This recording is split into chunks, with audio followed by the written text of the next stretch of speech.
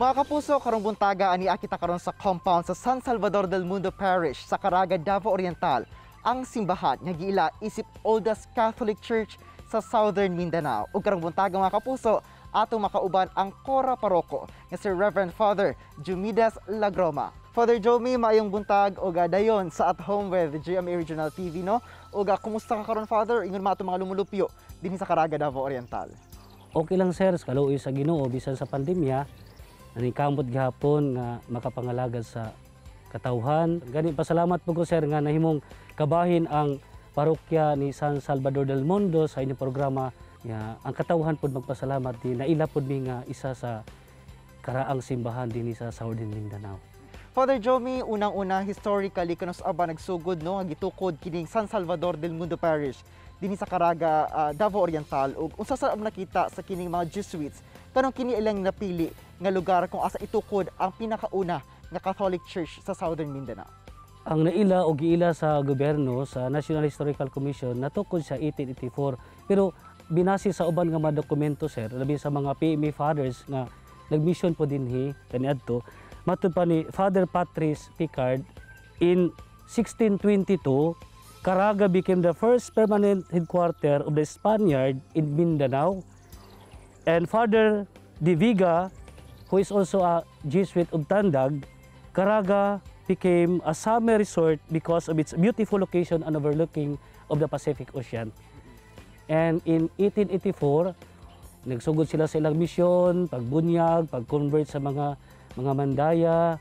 Then nagsugod lang sila ni adtong mga tuigaw 6,000 ka mga Katoliko. Father, kay lagi kini ang pinakauna nga Catholic Church dinhi sa Southern Mindanao no, pero ubay-ubay na sab ka mga kalamidad ang niigo labi na dinhi sa Caraga.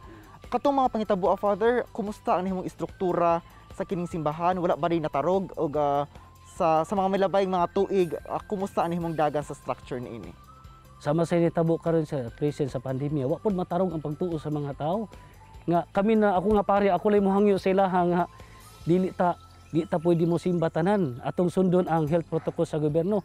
Sama po nahitabo sa pagbagyo sir, wala na sa structure pero doon ay portion lang niya kato iyang roofing niya sir, mao lagi naguba gamay lang. Nakaingon gyud ang mga tao nga lig-on. And praise God Father no, tungod pod sa kalig-on sa pagtuo sa kining atong katawhan dinhi sa Caraga, mao pod no reflective pod siya kung unsa pod kalig-on ang pundasyon sa struktura sa simbahan sa San Salvador del Mundo Parish.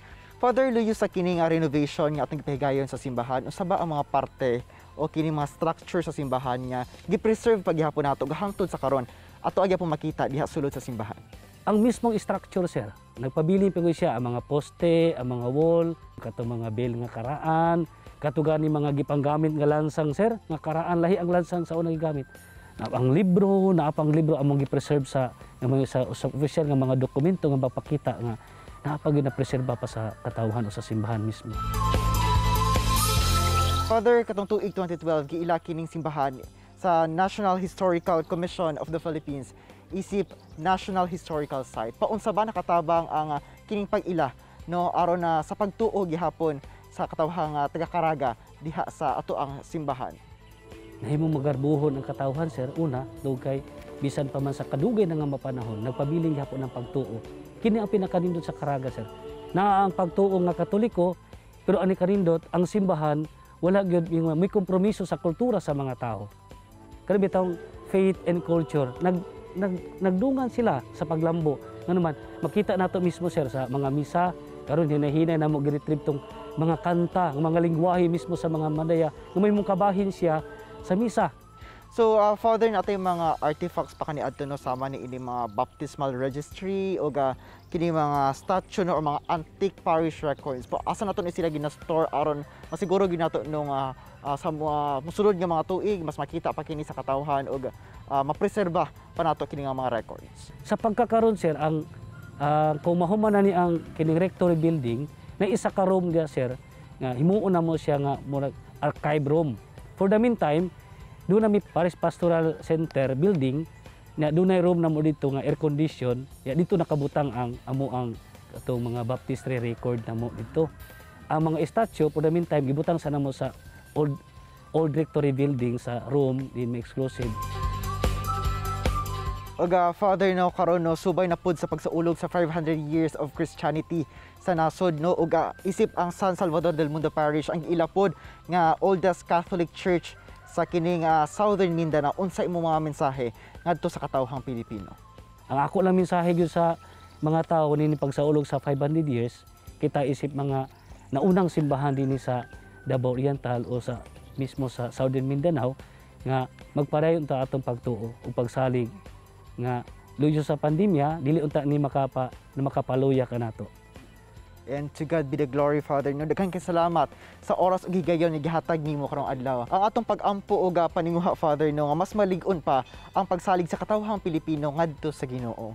Daghang kay salamat sa imong oras ug higayon nga gihatag sa At Home with GMA Regional TV, Reverend Father Jumedes Lagroma. Doon na may mga kabaguhang gihimo sa istruktura sa San Salvador del Mundo Parish dinhi sa Caraga, Davao Oriental.